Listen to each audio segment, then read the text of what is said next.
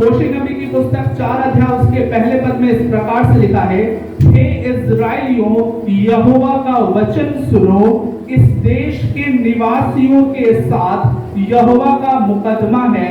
इस देश में न तो कुछ सच्चाई है, न कुछ करुणा और न कुछ परमेश्वर का ज्ञान है। हालेलुया। क्या कर रहा है परमेश्वर का वचन? परमेश्वर का वचन इस्राएलियों से कह रहा है कि हे इस्राएलियों, यहोवा का वचन सुनो। लेकिन आज के दिन में ये परमेश्वर का वचन हम विश्वासियों से कह रहा है। हम विश्वासियों से क्या कह रहा है कि हे विश्वासियों, परमेश्वर का वचन सुनो। तो क्या परमेश्वर के वचन को सुनने के लिए तैयार हैं?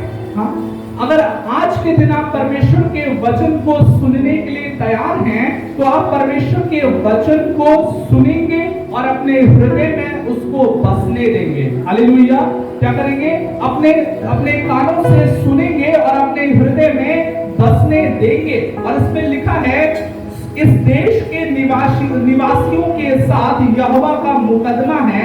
इस देश में न तो कुछ सच्चाई है, और परमेश्वर इस्राएल देश के विषय में कह रहा है कि इस देश में न तो कुछ सच्चाई है, परमेश्वर के लोगों के बीच में न तो कुछ सच्चाई है। परमेश्वर अपने लोगों से ये बात बोल रहे थे। और इसमें लिखा है आगे, न कुछ करुणा है, न कुछ परमेश्वर का ज्ञान ही है। तो आज के दिन में हम लोग क्या मनन करेंगे? आज के दिन हम लोग देखेंगे कि क्या हमारे जीवन में परमेश्वर की सच्चाई है? क्या आज के दिन में हमारे जीवन में परमेश्वर का ज्ञान है?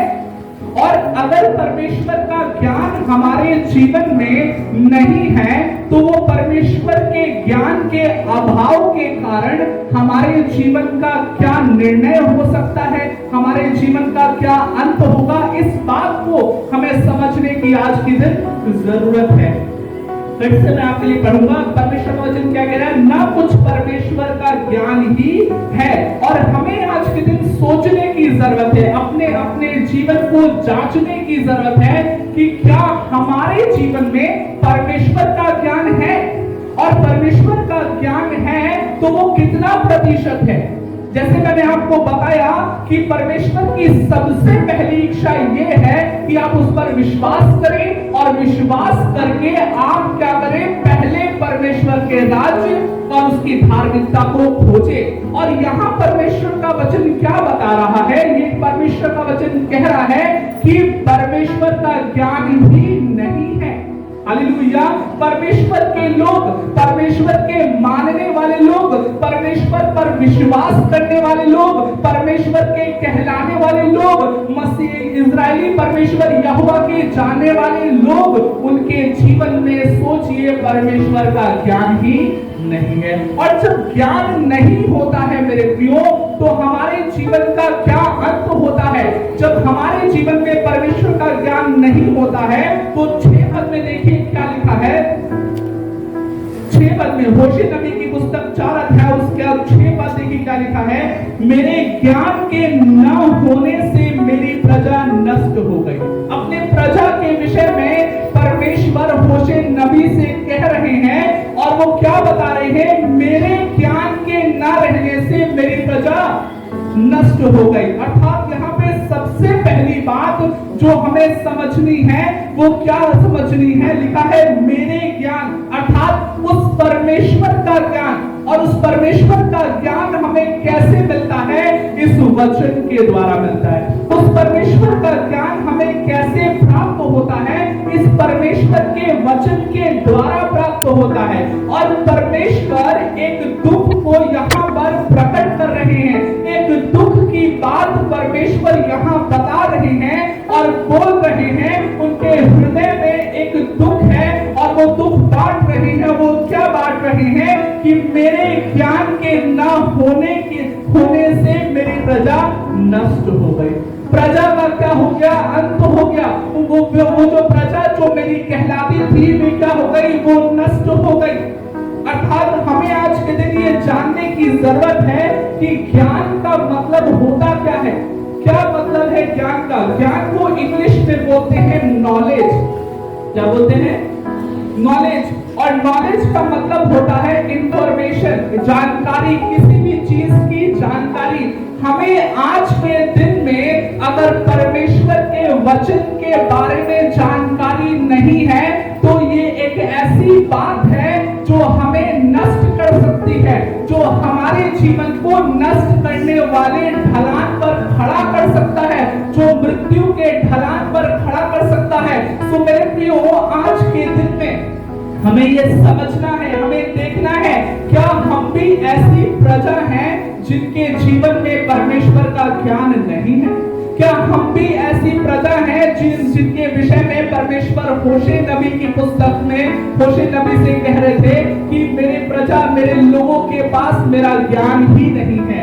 हमें इस बात को सोचने की जरूरत है, और मैं आपको ये समझाना चाहता हूं कि ज्ञान का मतलब क्या है। ज्ञान का मतलब, हम कभी कभी ज्ञान को शिक्षा से जोड़ते हैं, अर्थात अगर हमें परमेश्वर का ज्ञान चाहिए तो हमें बाइबल की शिक्षा को लेना जरूरी है, वचन की शिक्षा को लेना जरूरी है।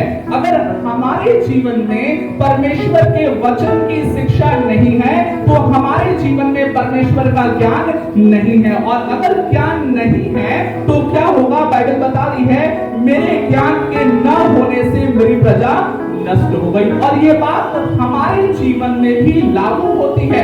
अगर हमारे जीवन में परमेश्वर का ज्ञान नहीं है, हम अगर परमेश्वर के ज्ञान को, शिक्षा की बातों को नहीं रखते हैं, तो हो सकता है कि हमारा जीवन भी क्या हो जाए? नष्ट हो जाए। और ज्ञान के विषय में मैं आपसे ये भी बताना चाहता हूं कि इंफॉर्मेशन, शिक्षा को मैंने बताया, जानकारी तो बताया, लेकिन ज्ञान को हम प्राप्त कैसे कर सकते हैं? कभी कभी ज्ञान को हम अनुभव के द्वारा भी प्राप्त करते हैं। जब हम परमेश्वर पर विश्वास करते हैं, उससे प्रार्थना करते हैं, संगति करते हैं, तो इन सारे बातों में जब हम परमेश्वर की उपस्थिति में रहते हैं तो हम परमेश्वर के द्वारा अनुभव प्राप्त करते हैं कि हमारा परमेश्वर हमारे जीवन से क्या चाहता है। अर्थात हमें इस बात को समझना है कि ज्ञान रखने का मतलब है कि परमेश्वर के विषय में जानकारी प्राप्त करना, कि परमेश्वर हमारे विषय में या किसी और विषय में जो हमारे से संबंधित है उसके विषय में क्या चाहता है। और अगर हम इन बातों का ज्ञान नहीं रखेंगे, जानकारी नहीं रखेंगे, शिक्षा नहीं रखेंगे, अनुभव के द्वारा मालूम नहीं करेंगे कि परमेश्वर क्या चाहता है, तो निश्चित तौर पर जो परमेश्वर का वचन है वो ये कह रहा है, मेरे ज्ञान के न होने से मेरी प्रजा नष्ट हो गई। और आगे अगर हम इसमें देखेंगे तो नष्ट होने का मतलब क्या है? नष्ट होने का मतलब है समाप्त हो गया। अर्थात अगर हम ज्ञान नहीं रखेंगे तो हो सकता है कि हमारा जीवन क्या हो जाए? समाप्त हो जाए। हो सकता है हमारी अच्छी परिस्थिति का जो समय है वो समाप्त हो जाए। हो सकता है कि हमारी ब्लेसिंग समाप्त हो जाए। हमें आज के दिन में इस बात को समझने की जरूरत है कि क्या हम परमेश्वर के ज्ञान को रख रहे हैं, क्योंकि परमेश्वर का ज्ञान आशीषों के द्वार को खोल देता है। लेकिन परमेश्वर का ज्ञान अगर हम नहीं रखते हैं, अर्थात हमारे जीवन में अज्ञानता है, तो हम अपने जीवन में नष्ट होने के द्वार को खोल लेते हैं। सो मैं इस कलीसिया से ये चाहता हूं, मैं हर एक व्यक्ति से ये निवेदन कर रहा हूं आज के दिन में कि आप परमेश्वर का ज्ञान रखें। अगर आप परमेश्वर का ज्ञान रखेंगे तो परमेश्वर के उत्तम आशीषों को प्राप्त कर पाएंगे। और अगर आप परमेश्वर के ज्ञान को नहीं रखेंगे तो बाइबल के अनुसार ऐसा हो सकता है, मेरे ज्ञान के न होने से मेरी प्रजा नष्ट हो गई। और आगे देखेंगे, इसमें लिखा है, तूने मेरे ज्ञान को तुच्छ जाना है। और परमेश्वर कंप्लेन कर रहा है, परमेश्वर कह रहा है, अपने दुख को बांट रहा है, कह रहा है कि तूने मेरे ज्ञान को तुच्छ जाना। कई बार जब प्रचार की बातें, वचन की बातें, जब परमेश्वर की शिक्षा जो वचन के द्वारा होती है उसकी बातें बताई जाती है तो लोग उसको तुच्छ जानते हैं। ये उस समय भी था, ये आज भी है। मेरे प्रियो, आप अपने हृदय को जांचिए कि क्या आप अपने जीवन में परमेश्वर के वचन को तुच्छ कुछ जान रहे हैं शिक्षा की बातों को, जो वचन की शिक्षा की बातें हैं उसको क्या आप कुछ जान रहे हैं। और उसमें लिखा है 6 पद में, इसलिए मैं तुझे अपना याजक रहने के अयोग्य ठहराऊंगा, इसलिए कि तूने अपने परमेश्वर की व्यवस्था को तज दिया, मैं भी तेरे बाल बच्चों को छोड़ दूंगा। और परमेश्वर कह रहे हैं कि तूने परमेश्वर की व्यवस्था को, वचन की बातों को, जो परमेश्वर की आज्ञाएं थी उन बातों को तूने छोड़ दिया, तूने तज दिया, और जब तू छोड़ दिया तो मैं तेरे बाल बच्चों को भी छोड़ दूंगा। अर्थात जितने लोग, आज कई लोगों को मैं जब मिलता हूँ, बातचीत करता हूँ, तो कई लोगों के जीवन में सेम प्रॉब्लम को मैं देखता हूँ, और वो क्या है, वचन को महत्व न देना। बाइबल बताता है कि भजन संहिता 148 अध्याय में ये लिखा है कि परमेश्वर ने अपने बड़े नाम से अधिक महत्व अपने वचन को दिया। मेरे प्रियो, हमें इस बात को समझने की जरूरत है आज के दिन में कि क्या हम परमेश्वर के वचन को छोड़ दिए हैं, क्या हम परमेश्वर के वचन को तज दिए हैं, क्या हम परमेश्वर के वचन को अपने जीवन से हटा दिए हैं, इनकार कर दिए हैं, मना कर दिए हैं। और ऐसा करने के द्वारा हमारे जीवन में परमेश्वर क्या कह रहा है कि मैं तुम्हारे बाल बच्चों को छोड़ दूंगा। कई परिवारों को मैंने देखा और कई परिवारों को मैंने सुझाव भी दिया, मैंने उनको बताया, अगर आज के दिन आप अच्छे विश्वासी नहीं हैं तो ये उम्मीद कभी मत करिएगा कि आपके बच्चे अच्छे विश्वासी हों, क्योंकि अगर आपके जीवन में परमेश्वर का अच्छा विश्वास नहीं है तो हो सकता है मैक्सिमम कंडीशन में कि आपके बच्चे भी अच्छे विश्वासी न निकले। इसलिए मेरे प्रियो, ऐसा क्यों होता है? 7 पद में लिखा है, जैसे वे बढ़ते गए वैसे ही वे मेरे विरुद्ध पाप करते गए। परमेश्वर कह रहा है कि जब वे संसार में बढ़ते गए, वे संसार के वैभव में बढ़ते गए, संसार के चकाचौंध में बढ़ते गए, संसार के ज्ञान में बढ़ते गए, उन्होंने मुझे छोड़ दिया। जब उनके संसार का ज्ञान बढ़ा, जब संसार का वैभव बढ़ा, जब धन बढ़ा, तो उन्होंने मेरे ज्ञान को, मेरे स्वर्गीय धन को, मेरे आत्मिक बुद्धि को, आत्मिक ज्ञान को तज दिया। क्या मेरे प्रियो, हम और आप इसी कैटेगरी में आते हैं? क्या इसी बात में हम और आप भी शामिल हैं? मेरे प्रियो, अगर हैं तो आज के दिन आप परमेश्वर से क्षमा मांगिए और अपने जीवन में मन फिराइए और स्मरण कीजिए कि तुम कहां से गिराए गए हो। वचन कह रहा है, जैसे वे बढ़ते गए वैसे ही वे मेरे विरुद्ध पाप करते गए, मैं उनके वैभव के बदले उनका अनादर करूंगा। और परमेश्वर कह रहा है कि मैं उनके वैभव के बदले, उनके वैभव के बदले उनका अनादर करूंगा। मेरे प्रियो, आज के दिन आपके जीवन में परमेश्वर के ज्ञान को प्राप्त करने के लिए क्या रुकावट है, आप उसको देखिए। जो रुकावटें हैं उसको तोड़ दीजिए, उसको खत्म कीजिए, क्योंकि परमेश्वर क्या चाहता है। होशे नबी की पुस्तक 6 अध्याय 6 पद को देखेंगे। होशे नबी की पुस्तक उसका 6 अध्याय और उसके 6 पद को देखेंगे। इसमें लिखा हुआ है, होशे नबी की पुस्तक 6 अध्याय 6 पद, क्योंकि मैं बलिदान से नहीं, अर्थात यहाँ पे परमेश्वर अपने मन की बात को, अपनी इच्छा को, अपने जो परमेश्वर चाहते हैं उन बातों को प्रकट कर रहा है। लिखा है, क्योंकि मैं बलिदान से नहीं स्थिर प्रेम ही से प्रसन्न होता हूँ और होम बलि से अधिक यह चाहता हूँ कि लोग परमेश्वर का ज्ञान रखें। हालेलुया। अपनी अपनी बाइबल में अंडरलाइन कीजिए। अगर आप पेन नहीं लाए हैं, कॉपी नहीं लाए हैं, तो अगली बार से कॉपी पेन लेकर के आइए, क्योंकि परमेश्वर का ज्ञान, परमेश्वर की शिक्षा आपको रखनी बहुत जरूरी है। हालेलुया। और परमेश्वर का वचन क्या कह रहा है? लिखा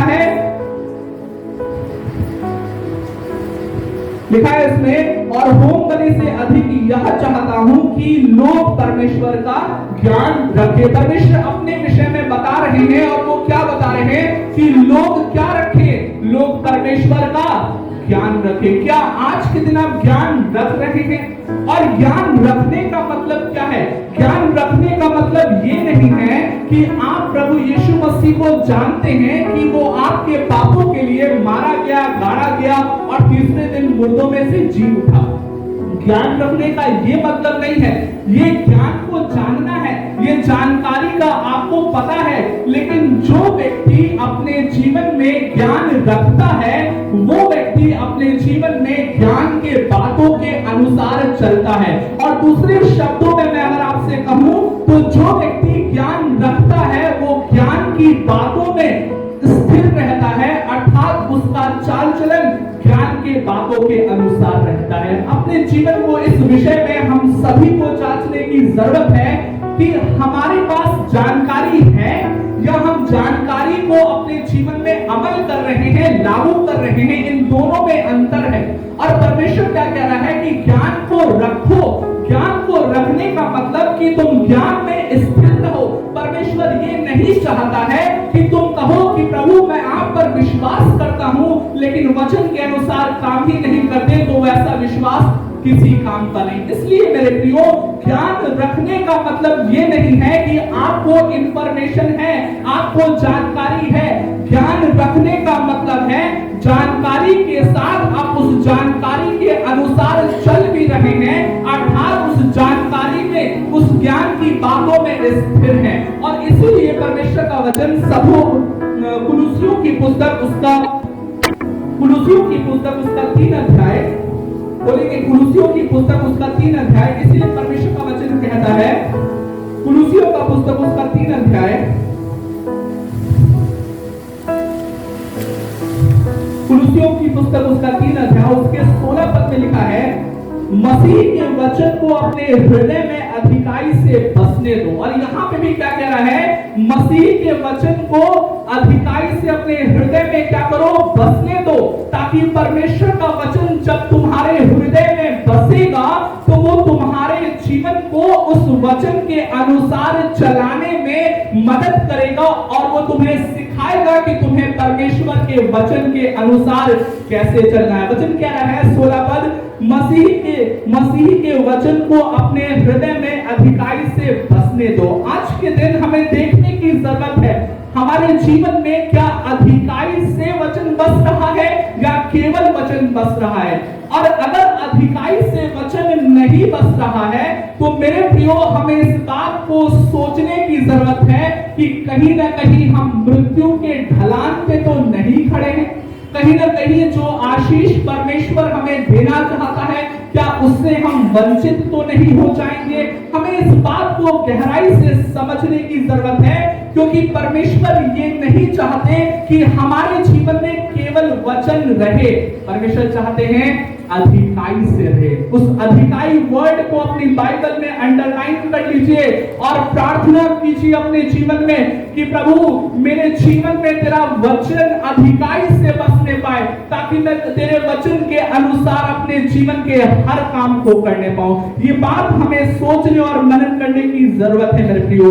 आइए देखते हैं क्या कारण है और कौन सी ऐसी बातें हैं जिनके द्वारा हम परमेश्वर के ज्ञान को प्राप्त कर सकते हैं। कौन सी ऐसी बातें हैं जिनके द्वारा हम परमेश्वर के ज्ञान को अपने जीवन में रख सकते हैं। प्रेरितों का काम उसका 17 अध्याय, प्रेरितों का काम उसका 17 अध्याय, जहां बीरिया की कलीसिया के विषय में जिक्र किया गया है। और जैसा मैं आपको अभी कुलुसियों की पुस्तक में बताया कि मसीह के वचन को अधिकाई से अपने हृदय में बसने दो, उसके विषय में यहाँ पे जो कलीसिया है वो मेहनत कर रही है, वो प्रयास कर रही है। प्रेरितों का काम उसका 17 अध्याय उसके 10 पद से उसके 12 पद तक हम लोग देखेंगे। प्रेरितों का काम उसका 17 अध्याय उसके 10 पद से उसके 12 पद तक हम लोग देखेंगे।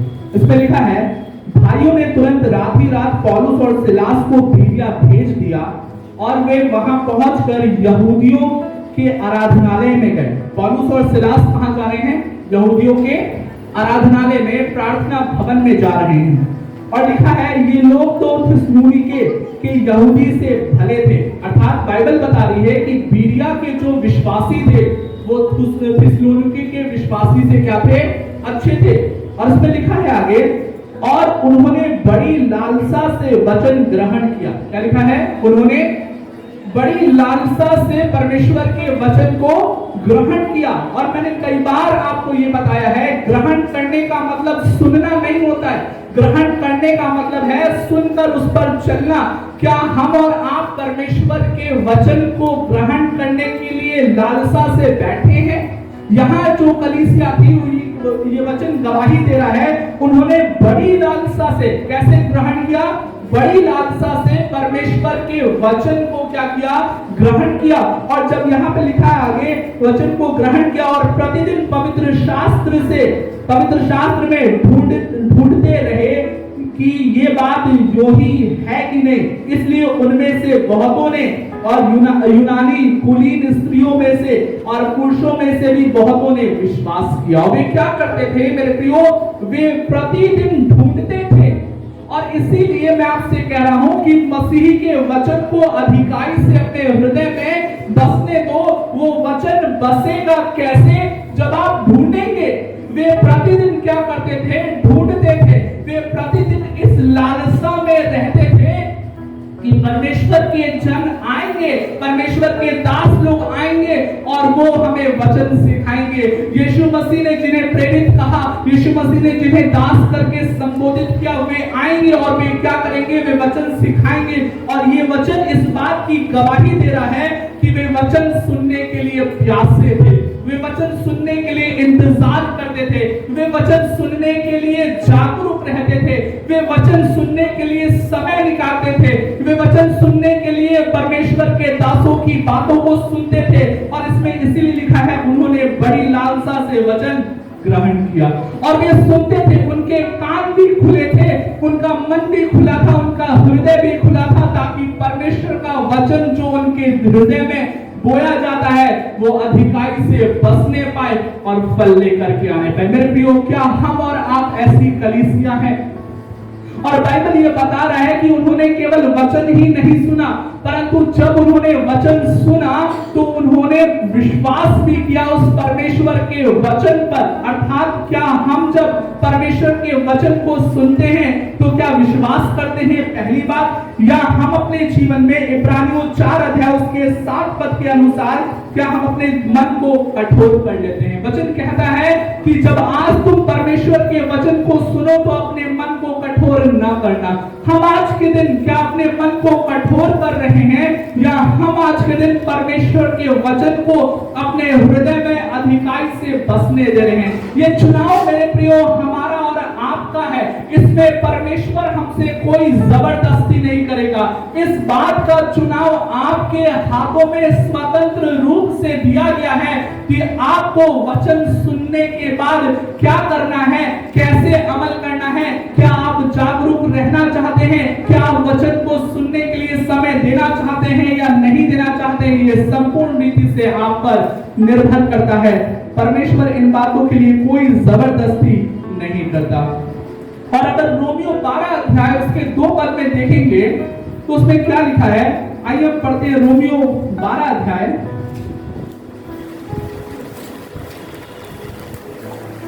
रोमियो 12 अध्याय उसके 2 पद में इसमें इस प्रकार से लिखा है, इस संसार के सदृश न बनो।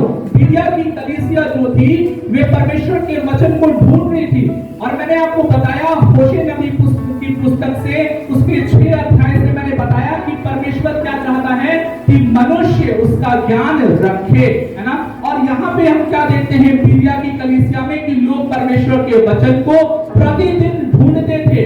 एक दिन 2 दिन नहीं, रविवार को नहीं, परंतु प्रतिदिन ढूंढते थे। और रोमियो 12 अध्याय उसके 2 पद में परमेश्वर का वचन क्या कह रहा है, इस संसार के सदृश न बनो।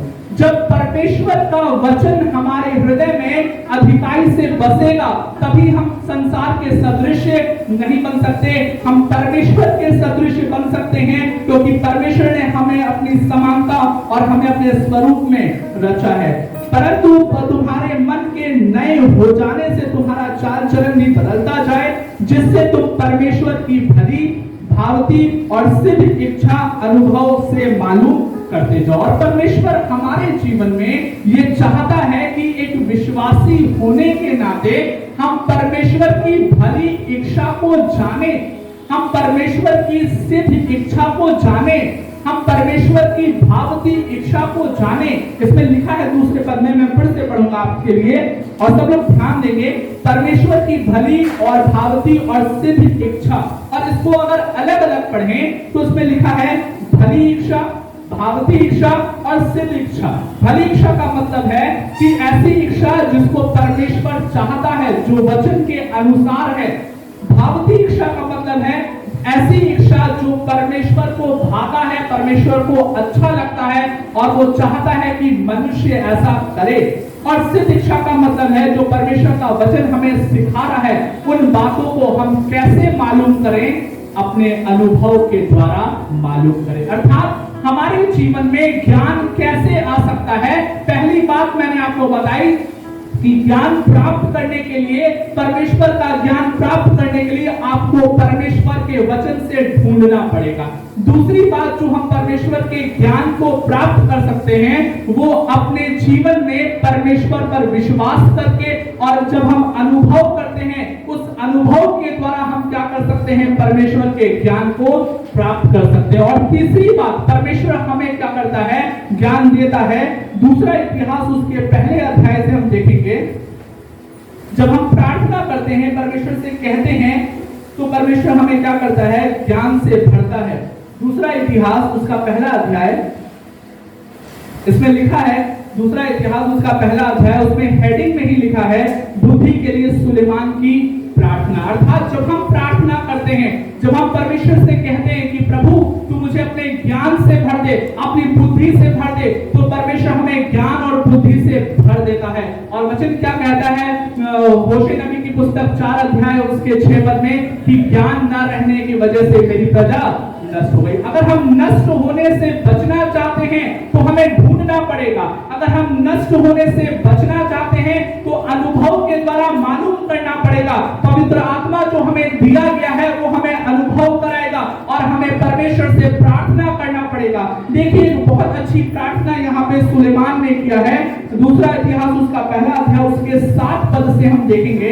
इसमें लिखा है, उसी रात को परमेश्वर ने सुलेमान को दर्शन देकर कहा, जो कुछ तू चाहे कि मैं तुझे दूं वह मांग। सुलेमान से परमेश्वर क्या कह रहा है, दर्शन देके बोल रहा है कि जो कुछ तुम चाहते हो वो मुझसे मांगो।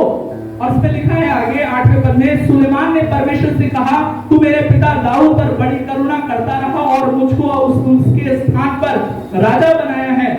अब हे यहोवा परमेश्वर, जो वचन तूने मेरे पिता दाऊद को दिया था वह पूरा हो। तूने तो मुझे ऐसी प्रजा का राजा बनाया है जो भूमि के धूल के किनकों के समान बहुत हैं। 10 पद, अब मुझे ऐसी बुद्धि और ज्ञान दे कि मैं इस प्रजा के सामने अंदर बाहर आना जाना कर सकूं। सोचिए, एक राजा जब परमेश्वर से प्रार्थना कर रहा है तो वो बुद्धि मांग रहा है, और परमेश्वर जब उसको दर्शन दे रहा है तो वो परमेश्वर पूछ रहा है उस राजा से, उस सुलेमान राजा से, कि तुम्हें जो कुछ भी मांगना है तुम मांगो। मेरे प्रियो, कहीं ना कहीं उस ज्ञान के महत्व को सुलेमान राजा समझते थे। कहीं ना कहीं उनको ये मालूम था कि धन की प्राप्ति से अधिक बड़ी प्राप्ति क्या है, ज्ञान की प्राप्ति। उनको कहीं ना कहीं ये पता था कि सोने और चांदी की प्राप्ति से ज्यादा महत्वपूर्ण क्या है, ज्ञान की प्राप्ति। मेरे प्रियो, क्या आपको इस बात का अनुभव है? क्योंकि जब परमेश्वर स्वयं सुलेमान से कह रहे हैं तो वो क्या बोलते हैं, मुझे बुद्धि और ज्ञान दे। सोचिए कितना महत्वपूर्ण है कि एक राजा परमेश्वर से कुछ और नहीं मांग रहा है, वो क्या मांग रहा है, वो ज्ञान मांग रहा है। सो मेरे प्रियो, हम जो परमेश्वर की प्रजा हैं, हम जो परमेश्वर के विश्वासी जन हैं, हमें आज के दिन सबसे पहले परमेश्वर से क्या मांगने की जरूरत है? हमें परमेश्वर से यह प्रार्थना करने की जरूरत है कि प्रभु तू मुझे अपने बुद्धि से भर दे, तू मुझे अपने ज्ञान से भर दे, क्योंकि मैं तेरे अनुसार चलना चाहता हूँ। जो तुझे भाता है वो करना चाहता हूँ, जो तेरी दृष्टि में भला है वो करना चाहता हूँ, ताकि मैं तेरे नजर में सिद्ध बनने पाऊं। मेरे प्रियो, क्या हम और आप ऐसी प्रार्थना करते हैं? लेकिन अगर हमारे जीवन में ज्ञान नहीं होता है तो पहली बात जो मैंने आपको बताई वो क्या होता है कि हम नष्ट हो जाते हैं। दूसरी बात मैं आपको बताना चाहता हूं, यशायाह उसका 5 अध्याय, यशायाह नबी की पुस्तक उसका 5 अध्याय, इसमें हम देखेंगे अगर हमारे पास ज्ञान नहीं है तो हमारी परिस्थिति क्या हो सकती है। मैंने आपको समझाया कि ज्ञान कैसे मिल सकता है, प्रार्थना के द्वारा, ढूंढने के द्वारा, पवित्र आत्मा के अनुभव के द्वारा। लेकिन अगर हमारे पास ज्ञान नहीं है, हम ज्ञान को महत्व नहीं दे रहे हैं, हम कह रहे हैं कि ज्ञान जो परमेश्वर परमेश्वर का वो कुछ भी नहीं है। इस दुनिया में हम जीने के लिए आए हैं, दुनिया का मजा ले ले और उसके बाद तो मरना सभी को है। अगर हम ऐसी मानसिकता रखते हैं, यशायाह उसका 5 अध्याय 13 पद, इसलिए अज्ञानता के कारण, किसके कारण? अज्ञानता, इसलिए अज्ञानता के कारण मेरी प्रजा बंधुआई में जाती है। कई लोग आज के दिन जो बंधुआई में है, आज के दिन भी कई लोग शैतान के बंधनों में हैं। आज के दिन कई लोग बीमारी के बंधनों में हैं, जो शैतान के द्वारा है। वो इसलिए है क्योंकि आपका जीवन अज्ञानता में पड़ा हुआ है और आप अपने अज्ञानता का उपाय नहीं कर रहे हैं। यूहन्ना उसका 8 अध्याय उसका 32 पद ये कहता है, तुम सत्य को जानो और सत्य तुम्हें स्वतंत्र करेगा। हमें जानना है, हमें समझना है। अगर हम स्वतंत्रता चाहते हैं तो इस बात को समझिए कि ज्ञान की बातों में परमेश्वर का वचन जो हमें ज्ञान देता है, उस बातों में स्वतंत्रता है। जो हमें शैतान से, जो हमें संसार की परेशानियों से और उन हर एक बातों से जिसमें हम बंधन महसूस कर रहे हैं, वो आजाद कर सकता है। क्योंकि यीशु मसीह के वचन में लिखा है यूहन्ना 10 अध्याय में, वो तुम्हें जीवन देने आया और बहुत आयत का जीवन देने आया। अगर हमें जीवन चाहिए तो हमें परमेश्वर का ज्ञान रखना पड़ेगा। अगर हमें जीवन चाहिए तो हमें परमेश्वर को जानना पड़ेगा। अगर हमें जीवन चाहिए तो हमें परमेश्वर के ज्ञान में स्थिर रहना पड़ेगा। मैं फिर से दोहरा रहा हूं, अगर आपको जीवन चाहिए तो आपको परमेश्वर के ज्ञान में क्या रहना पड़ेगा? बोलिए, स्थिर रहना पड़ेगा। जानने से कुछ नहीं होगा, आपको क्या रहना पड़ेगा? स्थिर रहना पड़ेगा। बोलिए, मुझे स्थिर रहना पड़ेगा। क्योंकि आमीन, क्योंकि मेरे प्रियो सुलेमान ने एक बार क्या किया? प्रार्थना किया कि प्रभु मुझे तेरी बुद्धि चाहिए और तेरा ज्ञान चाहिए। लेकिन बाइबल ये बताती है कि सुलेमान अपने ज्ञान की बातों में जो परमेश्वर के वचन के द्वारा उसको मिला, उसमें स्थिर नहीं रहा। और जब वो स्थिर नहीं रहा तो वो परमेश्वर के द्वारा जो आशीषें उसको मिलनी थी, उसके जो संतानों को मिलनी थी, वो आशीषें उनके संतानों को और उसको नहीं मिली। मेरे प्रियो, इस बात को हमें समझने की जरूरत है। हम खोलेंगे अय्यूब की पुस्तक उसका 36 अध्याय उसका 12 पद, और यहाँ पे भी परमेश्वर का वचन देखिए क्या बताता है। यहाँ पे भी अज्ञानता के विषय में लिखा है। अय्यूब उसका 36 अध्याय, अय्यूब उसका 36 अध्याय और उसके 12 पद को देखेंगे। इसमें लिखा है, परंतु यदि वे न सुने, अर्थात हमारे विषय में कह रहा है यदि वे न सुने। और होशे नबी की पुस्तक 4 अध्याय पहले पद में क्या लिखा है? हे इस्राएलियों, परमेश्वर का वचन सुनो। और यहाँ क्या कह रहा है परमेश्वर का वचन? परंतु यदि वे न सुने, अगर आप न सुने तो वे तलवार से नष्ट हो जाते हैं और अज्ञानता में मरते हैं। परमेश्वर क्या कह रहा है?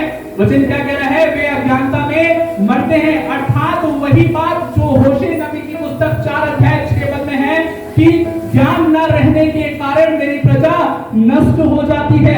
अर्थात आज के दिन हमें ये सोचना है, हमें समझना है, क्या हम नष्ट होना चाहते हैं या हम आज के दिन परमेश्वर के नाम से बड़े बड़े काम करते हैं। और एक बात और मैं आपको आज के दिन बताना चाहता हूं। ये तो 2 बात मैंने आपको बताई कि जब ज्ञान नहीं होता है तो क्या होता है, लेकिन जब हमारे जीवन में ज्ञान रहता है तो उसका क्या प्रतिफल हमें मिलता है। दानियल की पुस्तक इस बात का वर्णन करती है। दानियल 11 अध्याय, आइए हम खोलेंगे दानियल उसका 11 अध्याय।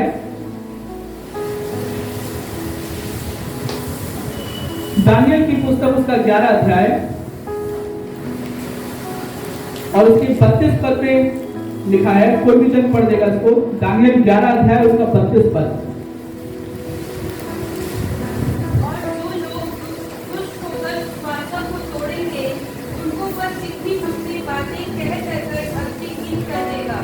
परंतु जो लोग अपने परमेश्वर का ज्ञान रखेंगे, वे हियाव बांधकर बड़े काम करेंगे। हालेलुया। क्या लिखा है? परंतु जो लोग अपने परमेश्वर का ज्ञान रखेंगे। हमें किसका ज्ञान रखना है?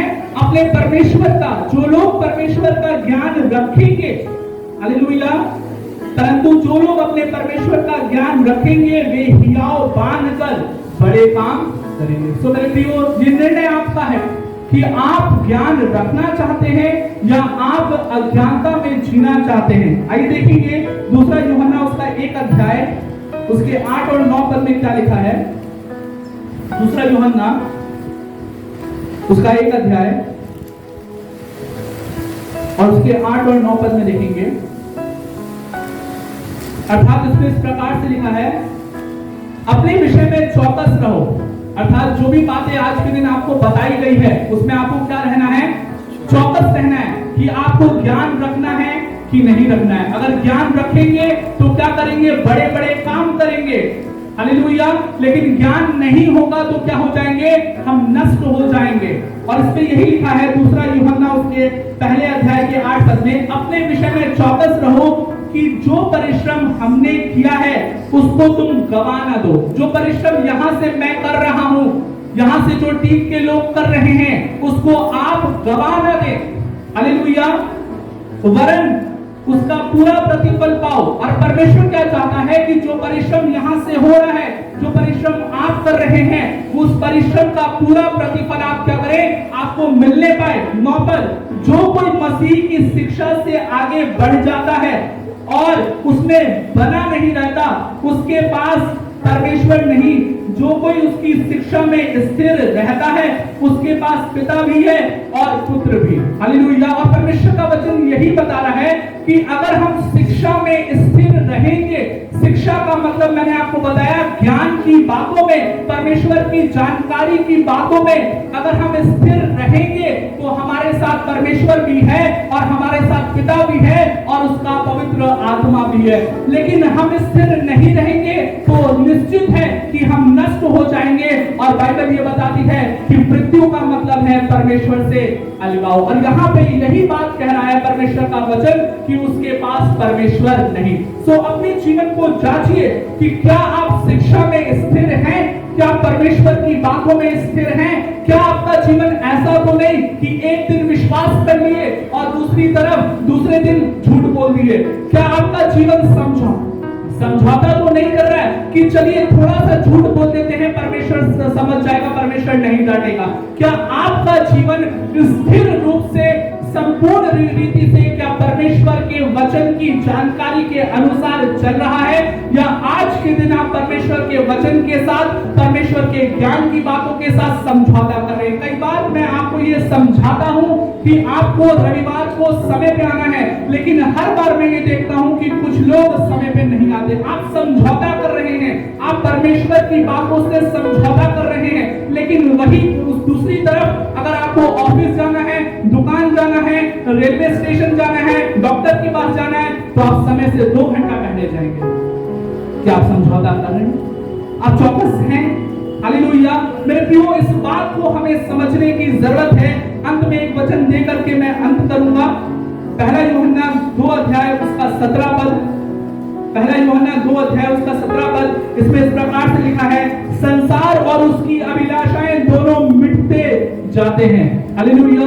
संसार और उसकी अभिलाषाएं दोनों मिटते जाते हैं, पर जो परमेश्वर की इच्छा पर चलता है वह सर्वदा बना रहेगा। हालेलुया।